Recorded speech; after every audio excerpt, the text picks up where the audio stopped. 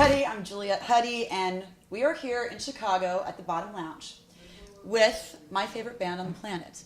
I have traveled far. I've traveled over oceans to see you people. And you too. And it's Enter Shikari. You guys know this. I've talked about them constantly, and I'm thrilled to have you guys here. And you're out on your tour. When did you guys get into the States? Rao, lead singer, frontman. 2 weeks ago, I think. And thank you very much for that kind introduction. You're very welcome. Yeah, I think we played about 8 shows or something. We're still fairly fresh. Yes, you haven't been driven into the mud yet. I discovered you guys, and we've talked about this, and a lot of people know this already, but for those who don't, we were covering a festival, Chauncey over here, who's on Facebook Live, we were covering a festival up in Schaghticoke, New York, and you guys were on opposite Megadeth. And there was a big crowd outside of the Megadeth stage, and you guys were inside in a barn, dirt, and probably cows had been in there earlier. Chauncey and I were kind of watching, and this group of kids watching you guys. You get on stage, and it was like I'd never seen anything like it. And I'm doing this website because I want to expose metal and rock to a new audiences that would appreciate it. You guys are here now in the United States doing basically an anniversary tour, I guess you can call it. Take to the Skies came out 10 years ago. Now, why choose that album when you're coming into the United States? When you're trying to win new fans, and Minesweep was a huge success. Your last album. Well, it feels like it was the album that enabled us to tour the world, really. So, for a band that doesn't kind of ever look backwards, we're very much relentlessly trying to be very progressive with our music. It's kind of a moment to catch our breaths and actually look back and go, this was the album that started it all for us, and just to celebrate that. What is it about this album do you think that was really that resonated with fans? I don't know, to be honest. I mean, 10 years ago, this album obviously 10 years old now. I think back then it was very forward thinking in terms of the way it crossed genres. It was pretty unheard of back then to even have any electronics in any rock music, especially more mainly such dance electronics, such kind of trance synths and stuff like that. So really, I think that really opened it up, just in case of being really different. You guys appeal to guys like this who've been. He's been a fan of yours. He's a gentleman who's sitting off here to the side. I didn't catch your name. What was it? Dakota. Oh, of course it is. Because look at that hair. Very much. So, again, but people like me who are sort of mainstream fans, you guys, it almost sounded like you went a little bit more, and we were talking about this, maybe a little bit more into the pop realm with the Minesweep, which was your last album. Would you say that that's accurate to describe it that way? Possibly. I don't know. I mean, it's a bit of a journey, that album. It's hard to take a song out of it because it kind of needs to be listened to in one sitting, to have it all in context. So in those sort of terms, it's not really that pop, but I think melody and harmony has always been the number one focus for our band. I was brought up on Northern Soul and Motown. My dad used to DJ that kind of stuff. So that the music will always have that sort of pop sensibility to it, I think. And your dad goes out on tour with you guys, doesn't he? Not so much anymore. Yeah, in the UK still. Mm-hmm. Yeah, he's our tour manager back there. Yeah. Rorsey, very quiet over there. Yeah, Rob's quiet too. Tell me about you all haven't gotten to him yet. Don't worry. I feel like we're holding this microphone like it's just a prop or something. What do you feel about American audiences versus European audiences? There does seem to be a difference when you talk to bands. Do you agree with that?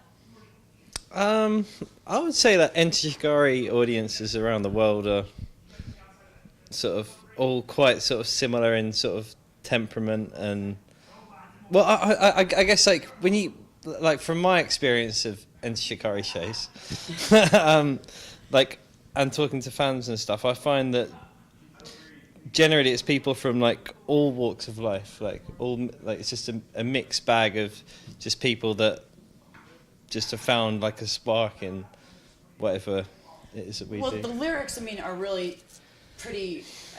They're really kind of incomparable in my opinion too, and I sound like I'm just I love you guys, but I do. But the lyrics are just, I really can't say that I know of any other band that has the lyrics that really span the spectrum of politics, environment, social. I mean, there's so much, and it's done so beautifully, and it's not written in a very obvious way. It's not cliched at all. As the drummer over here, you guys tend to sometimes be in the background. Tell us a little bit about your music and sort of the messages that you guys are sending, if you are trying to send a message. Well, not many people know this, but I'm actually the main lyricist in the band. Rao's just the voice, really. Just the face. He's just the face. Yeah, that's it. Rao, I think Rao, we all believe very strongly in everything that is sung about in Enter Shikari. All our ethics and all our sort of morals are very strong, and we stand by them. We've had them since we've sort of mid-teens, I suppose. We started to get to know of how the world really works, how it's all put together, and what makes it go round. I suppose our strongest feeling is towards unity. Division is what we try to stay clear of. Standing up for what's right. Do you ever feel like, and I see you on Twitter, and you're very vocal politically. Do you ever feel like that's, and we talked about this before when we were talking about Donald Trump running for president back in last May, I guess it was. Do you ever feel like it's kind of a double-edged sword being so vocal politically and maybe possibly alienating your audience or potential audience, or do you even care? Right. Go ahead. And I think it definitely does happen. I mean, a lot of the times you get, I think anyone in any sort of artistic industry, if they stand up and say something even remotely political, they'll get a big backlash of a lot of people that just want them to stick to, art or acting or music or whatever. And we sort of strongly feel against that. I feel if you've got this being given, whether we like it or not, we've been given this pedestal, and people are going to listen to our views, and we should be putting our points of view across that matter to us instead of just generic crap that will sell.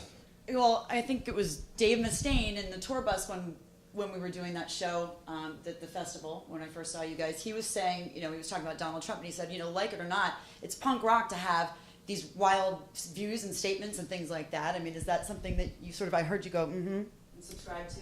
Yeah, I think it's just music, especially, is one platform where there's so much passion in the music, and you can portray so many different emotions, and especially in punk music, where stuff can be so energetic and so loud that it really lends itself to be putting forward your own opinions, and especially stuff that you disagree with, and especially stuff that you think should be wrongs that you think should be corrected.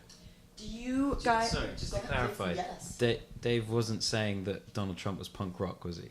He kind of, he said it's punk rock. He said it's punk rock to... I don't want to paraphrase this incorrectly, but he was basically saying that, he says things that are so... that are really out there and very controversial, and that's punk rock. Whether you like it or not, it's punk rock to have that. He liked the fact that he's able to get out there and say things. Okay, well, I guess I have a slight... I know how you feel about Donald Trump. I remember. No, but even just about punk rock, I don't think punk rock is just spitting and putting your finger up and saying fuck everyone. I think that's the way the mainstream often sees it, and people who don't really know punk history see it. But I think punk is much more of a mindset, and it's much more about community and about progressiveness. Because that's the music was there to shock. But that was because it was so different, and I think that's more what it's about, rather than just like, let's just say something because it's controversial. Ooh, right. Like that. There's no intent to that, and I think punk has intent. Well, yeah. So again, you're not being cliche. You're not just trying to get out there and sort of be a mouthpiece and be a caricature of your music. That's my opinion about you guys, and it's true. So what's the next phase for you guys? Are you writing right now? Because I think I remember your manager saying that you were... Yeah, well, we've kind of been writing for a while, but there's just so much going on, and now we've got this tour, and so it's kind of been put on hold, but we're going to be recording after this tour straight back to the UK to get the next album underway. Can you give us a little hint of what the vibe is like, what the sound is like? Rory C! Just I like that part of the song. Rory C, tell him. Okay. You want me to sum up the whole of the? Is it going to be? Yeah. I don't know. I mean, I imagine it's going to be. Sorry. I imagine it's going to be a progression, a step forward. I think that every album we kind of try to step forward with our sound, and it's partly just about keeping it interesting for ourselves, and partly about, you know, like what musical influences have seeped in to our group consciousness in the time since we wrote the last album. So well, I'm very excited for this next album. It'll definitely be different. It won't just be same again kind of thing. But I think people expect it to be different anyway. Do we have an ETA, like generally when it'll be done? Hopefully before the end of this year, but can't really promise that. Okay, well, get things going, buddy. Yeah. Thank you guys for coming out here. I appreciate it. And I'm you. really Thanks excited for to see having this us. show.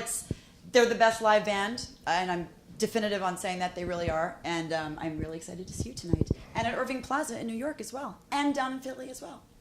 Cool. Not a stalker. All right. Just like Thanks, guys.